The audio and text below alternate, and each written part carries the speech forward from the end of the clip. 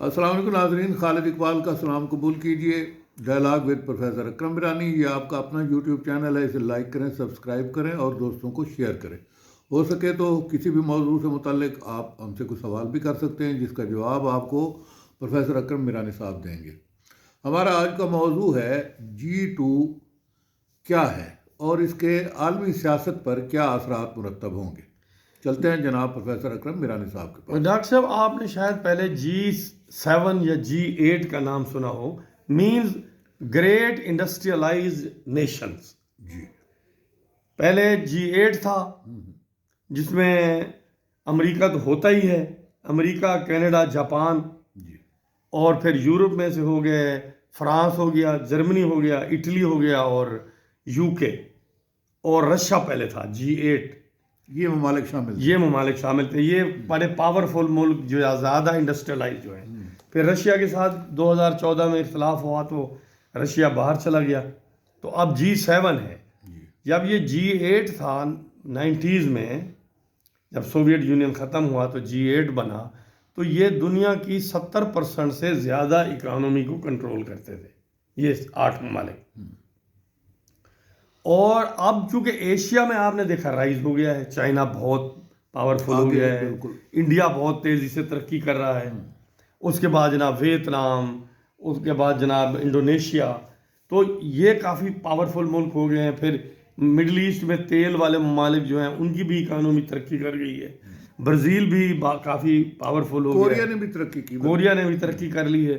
تو اب یہ جو G7 ہے، روس کو تو انہوں نے نکال دیا ہے، یہ اب 37% دنیا کو کنٹرول اکانومی کو کرتے ہیں۔ لیکن اب وہ پہلے والی 70-75 والی بات تو نہیں رہی۔ اب جب یہ چائنا اتنا پاورفل ہو گیا ہے اور رشیا اور یوکرین کی وار بھی ہو گئی، اور اس وار میں ناٹو یا یورپ رشیا کو شکست دینے میں ناکام رہا ہے، تو ٹرمپ صاحب حکومت میں آ گئے ہیں۔ ٹرمپ صاحب ایک لحاظ سے بڑے حقیقت پسند آدمی ہیں۔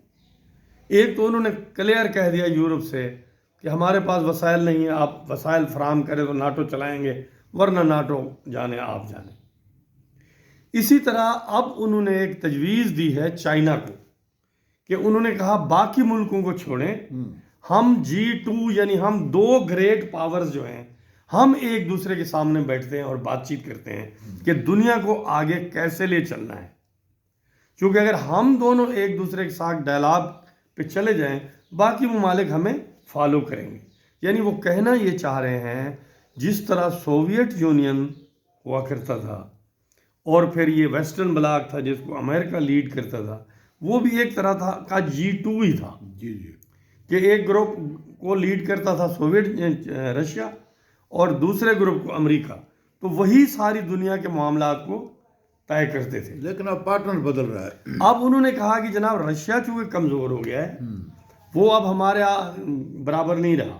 ٹھیک ہے، وہ پاورفل ہے، وار لڑنے کی اہلیت اس کی ہے، لیکن اس کی $2.5 ٹریلین کی اکانومی ہے، تو اس کی اتنی اہمیت نہیں رہی۔ اور یورپ والے بھی بس ان کی اکانومی تو ہے، ان کے پاس ڈیفنس کی صلاحیت نہیں ہے۔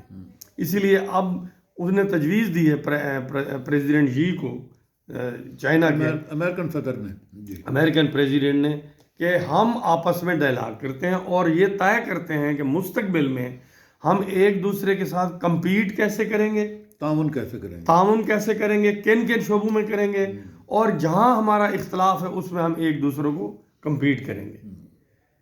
تو اسی لیے اب ہم بھائی 2 ممالک ہی اب دنیا میں اہم رہ گئے ہیں، تو بہتر یہی ہے کہ ہم دنیا کو 2 حصوں میں بنٹتی ہے، یا جو آپ کے ساتھ ملے گا، جو ہمارے ساتھ ملے گا، جو علیحدہ تھرڈ گروپ بنائیں گے ان کی مرضی ہے۔ لیکن اب عالمی دنیا کے جو حالات ہیں ان کو ہم 2 گریٹ پاورز ہیں اور ہم مل کے ان کا رخ متعین کریں گے۔ یعنی یہ نئی صورتحال ہے۔ ابھی تک اس حوالے سے چین کے صدر نے تو کوئی جواب نہیں دیا، لیکن جب ان کو آفر ہوگی G2 کا مقام مل رہا ہے، جبکہ چین جو ہے وہ G7 اور G8 میں بھی نہیں تھا، تو وہ آخر یقینی طور پہ وہ اس کو ویلکم کریں گے۔ بظاہر ویلکم نہیں کریں گے تو لازمی وہ چاہیں گے امریکہ کے ساتھ مل کے وہ اگر کوئی ڈسکشنز ہوتی ہیں وہ مستقبل کے بارے میں فیصلے کرنے ہیں تو انہیں پتہ تو ہے. جی بالکل. اب جیسے انوائرمنٹ کا چیلنج ہے، جیسے اٹامک ہتھیاروں کا چیلنج ہے، دہشت گردی کا چیلنج ہے، یہ کوآپریشن والے ہیں. پھر یہ ہے کہ امریکہ چاہے گا چین زیادہ ترقی نہ کرے، چین چاہے گا میں امریکہ سے زیادہ ترقی کر جاؤں تاکہ میں نمبر 1 بن جاؤں. تو وہ ریس بھی ہے. تو دیکھیں دنیا کس طرف جاتی ہے. جی جناب، اسی ڈائلاگ کے ساتھ اجازت دیجیے. اللہ حافظ.